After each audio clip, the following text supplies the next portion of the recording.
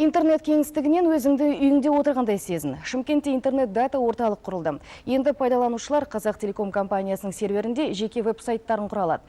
Осындай кешендер Алматы, Астана, Қызылорда мен Атырауда бар. Дата орталықтар қазақстандық интернет қызмет нарығын дамыту үшін президенттің тапсырмасымен ашылуда. Интернет-дата орталық бұл қызмет түрлерін ұсынатын мәліметтер жиынтығын қайта даярлайтын күшті орталық. Ол ғаламдық торды пайдаланушылар мен веб-әрлеушілердің мүмкіндігін кеңейтеді. Оның ішінде электрондық пошта, виртуалды хостинг, ақпаратты қорғау, желілік әкімшілік, орталық серверлерінде сайт орналастыру, виртуалды кеңсе мен басқа да қызмет түрлері бар. Өзінің сайтын ашса болады.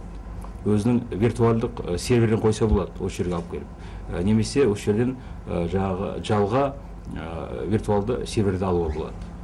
Қазақ Телекомның 700 клиенті компанияның виртуалды хостингін пайдаланады. Олардың ішінде интернет-ресурстардың қожайындары бар. Рейтинг бойынша олар Қазақстанның ең үздік 20 сайттарының қатарына кіреді. Мемлекеттік құрылымдар үшін арнайы ұсыныс бар. Электрондық қызмет порталын құру үшін де инфрақұрылым бар. Бұл дайын инфрақұрылым. Оған түрлі ведомстволар құрал жабдықтарын сыйғызып, халыққа қызмет түрлерін ұсына алады. Біз дата орталығымызды құру себебіміз халыққа сапалы қызмет көрсетуіміз керек. Интернет-дата орталығы өлде 2008 жыл Астанада пайда болды. Биылғы жылдың соңына дейін компания еліміздің 7 облысында аталмыш жаңа кешендерді ашуды жоспарлап отыр. Дина Тулекова, Евгений Сергенко, Хабар агенттігі.